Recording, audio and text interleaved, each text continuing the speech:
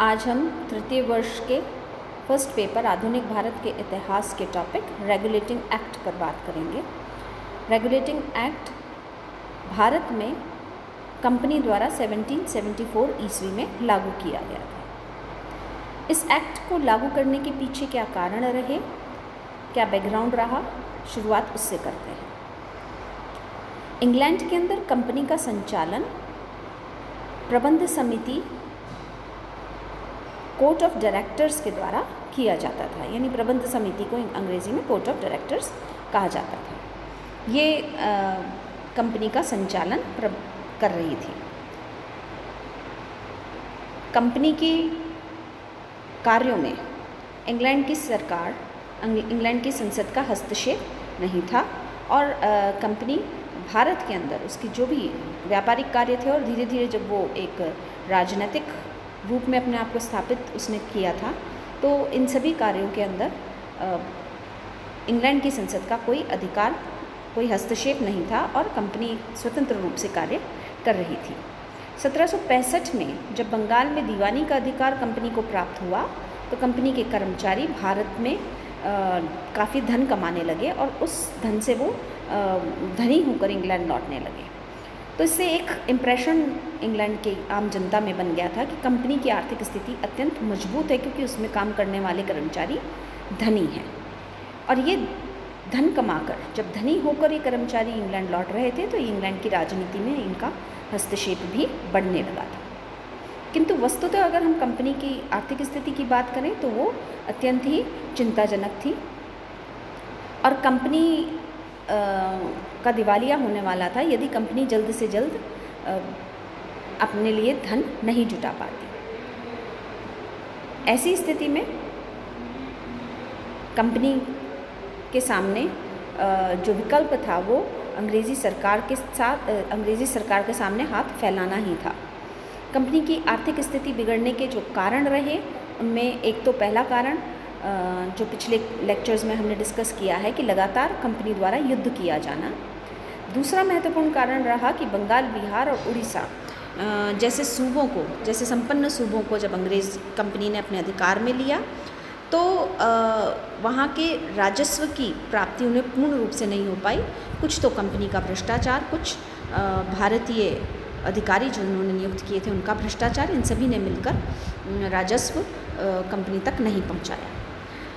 एक कारण ये भी रहा कि कंपनी के कर्मचारी अब अपने निजी व्यापार, कर्मचारियों से यहाँ तात्पर्य मेरा होगा कि केवल निचले स्तर के कर्मचारी ही नहीं, उच्चतम स्तर के कर्मचारी से लेकर निम्नतम स्तर का कंपनी का कर्मचारी अपना निजी व्यापार कर रहा था और वो कंपनी के व्यापार की उपेक्षा कर रहा था। तो ऐसी स्थिति के अंदर कंपनी की आर्थिक स्थिति जो थी वो निरंतर बिगड़ती ही जा रही थी। अंग्रेज़ी सरकार के सामने जब ये मांग रखी गई कंपनी के द्वारा कि वो उसे ऋण दे, तो अंग्रेज़ी सरकार ने 1722 ईस्वी में ऋण देने की बात को स्वीकारा। कंपनी ने 90 लाख पाउंड का ऋण मांगा था। कंपनी ने 14 लाख पाउंड का ऋण 4% ब्याज के ऊपर देने की बात को स्वीकारा। बदले में सरकार ने कहा, यानी संसद ने कहा कि वो कंपनी के ऊपर कुछ सरकारी नियंत्रण स्थापित करेगी। संसद इस नियंत्रण के तहत कंपनी के संचालक समिति में तथा भारत की जो प्रशासनिक व्यवस्था थी उसमें परिवर्तन करना चाहती थी, क्योंकि संसद का यानी सरकार का अल्टीमेट एम भारत के ऊपर अपना आधिपत्य स्थापित करना था, कंपनी को समाप्त करके। ये व्यवस्था यानी कंपनी को इंग्लैंड की सरकार द्वारा ऋण दिया जाना, बदले में अपना नियंत्रण स्थापित करना, इस व्यवस्था को रेगुलेटिंग एक्ट के नाम से जाना गया।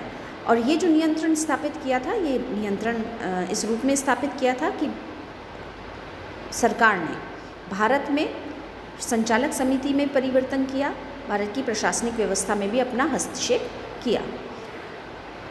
ये रेगुलेटिंग एक्ट इंग्लैंड की संसद ने 1773 ईस्वी में पास किया और 1774 ईस्वी में इसे भारत पर लागू किया गया। एक्ट के उद्देश्यों की हम बात करें तो सबसे पहला उद्देश्य था कि कंपनी पर क्राउन का नियंत्रण स्थापित करना।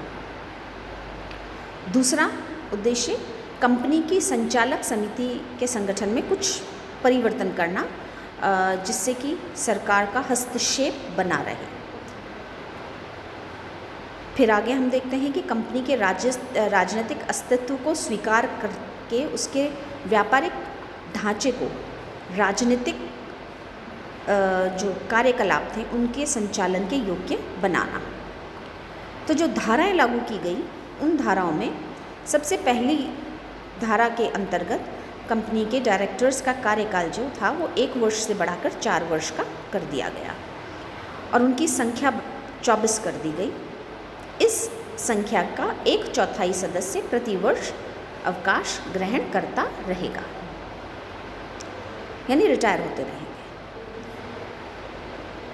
दूसरे पॉइंट में हम देखते हैं कि कंपनी के संचालकों के चुनाव में, यानी वोट के द्वारा संचालकों को चुना जाता था और उस चुनाव के अंदर वही व्यक्ति मत देने का अधिकारी होगा जिसके पास कंपनी के 1000 पाउंड के शेयर होंगे। फिर बंगाल के गवर्नर को एक नया नाम दिया गया, वो गवर्नर जनरल, भारत का गवर्नर जनरल कहलाने लगा और उसका कार्यकाल 5 वर्ष का निश्चित कर दिया गया। मुंबई और मद्रास, मुंबई जो कि उस समय बम्बई के नाम से जाना जाता था, बम्बई और मद्रास के गवर्नर भी गवर्नर जनरल के अधीन कर दिए गए। शासन कार्य में गवर्नर जनरल की सहायता के लिए 4 सदस्यों की काउंसिल बनाई गई और इस काउंसिल के सदस्यों का कार्यकाल 5 वर्ष रखा गया। काउंसिल अपने निर्णय बहुमत के आधार पर लेगी, ये भी निश्चित किया गया।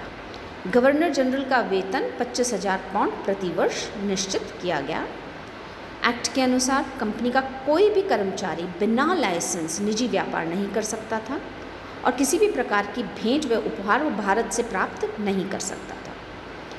कलकत्ता में एक सुप्रीम कोर्ट की भी स्थापना करी गई जिसमें 1 प्रमुख न्यायाधीश और 3 अन्य न्यायाधीशों की नियुक्ति की गई और इस कोर्ट के फैसलों के खिलाफ इंग्लैंड की प्रिवी काउंसिल में ही अपील की जा सकती थी, यानी भारत में कलकत्ता का सुप्रीम कोर्ट सर्वोच्च न्यायालय हो गया था। कंपनी के संचालक वो भारत में स्थित जो कंपनी के अधिकारी थे उनके बीच में जो भी पत्र व्यवहार होगा उसकी एक प्रति अंग्रेज़ी सरकार के पास भेजी जाएगी। इन एक्ट की जो धाराएं हैं ये स्पष्ट रूप से ये बता रही हैं कि अंग्रेज़ी सरकार ने कंपनी को जो धन दिया था उसके बदले में भारतीय व्यवस्था के अंदर पूरी तरह से अपना हस्तक्षेप कर लिया था। एक तरीके से अंग्रेज़ी सरकार की यानी क्राउन की भारत में राज्य स्थापित करने की नींव डल गई थी। रेगुलेटिंग एक्ट ने वो सारी सुविधाएं अंग्रेज़ी सरकार को प्रदान करी थी। अगर हम इस एक्ट के दोषों की बात करें तो इसमें कई मौलिक और व्यवहारिक दोष थे। पहली बात तो ये कहा गया था कि गवर्नर जनरल भारत में सर्वोच्च अधिकारी है, लेकिन उसका अपनी काउंसिल पर कोई नियंत्रण नहीं था क्योंकि वो अपनी काउंसिल की मदद से ही निर्णय लेता था और निर्णय जो थे वो बहुमत के आधार पे किए जाते थे, तो इसमें गवर्नर जनरल अपना मत नहीं रख सकता था। दूसरी बात, गवर्नर्स की स्वतंत्रता जो थी, यानी जो बाकी राज्य थे उनके गवर्नर्स की स्वतंत्रता समाप्त हो गई थी और वे गवर्नर जनरल के अधीन हो गए थे। उसकी अनुमति के बगैर ना वो युद्ध कर सकते थे ना ही वो संधि कर सकते थे। ऐसी स्थिति के अंदर लोकल एरिया में यानी बाकी गवर्नर्स के क्षेत्र में यदि उन्हें कोई तत्कालिक निर्णय लेना होता था उसमें परेशानी उत्पन्न होती थी और वे राज्य को, अपने क्षेत्र की व्यवस्था को सुचारू रूप से संचालित नहीं कर पा रहे थे। तीसरा हम देखते हैं कि गवर्नर जनरल की जो काउंसिल थी वो सुप्रीम कोर्ट के अधीन हो गई थी क्योंकि उनके द्वारा जो भी एक्ट पारित किए जाते थे या कानून पारित किए जाते थे वो तभी वैध होते थे जब सुप्रीम कोर्ट उसकी अनुमति देता था। तो ऐसे में सुप्रीम कोर्ट भारत में सर्वोच्च शक्ति हो गया था।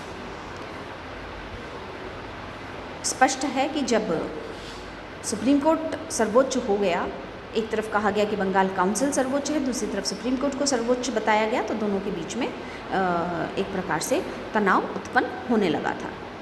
कंपनी कर्मचारियों के ऊपर जो व्यापार, निजी व्यापार के ऊपर प्रतिबंध लगे थे, उससे उनकी आय में कमी आई थी और ऐसे में वे भ्रष्टाचार और घूसखोरी की ओर ज़्यादा बढ़े। गुणों की यदि हम बात करें इस एक्ट के, तो हम ये कह सकते हैं कि ये एक्ट एक आधारशिला थी, जिसके आधार पर भारत में कंपनी की सत्ता जो थी वो धीरे धीरे समाप्त हुई। जैसा हम सभी जानते हैं कि 1858 में कंपनी की सत्ता समाप्त होकर डायरेक्ट क्राउन के अधिकार में भारतीय सत्ता आ गई थी। साथ ही साथ हम ये भी देखते हैं कि इस अधिनियम ने कई दूरगामी परिणाम स्थायी रूप से दिए, किंतु इसमें दोष ज़्यादा थे और ऐसे में सबसे प्रमुख बात जो देखने में आई वो यही कि कंपनी का वर्चस्व कमज़ोर हुआ और अंग्रेज़ी सरकार का वर्चस्व धीरे धीरे भारत में बढ़ने लगा, जिसके वजह से यानी इस एक्ट ने वो आधारशिला रखी जिससे भविष्य में अंग्रेज़ी सरकार भारत में अपने राज्य की स्थापना करने में सफल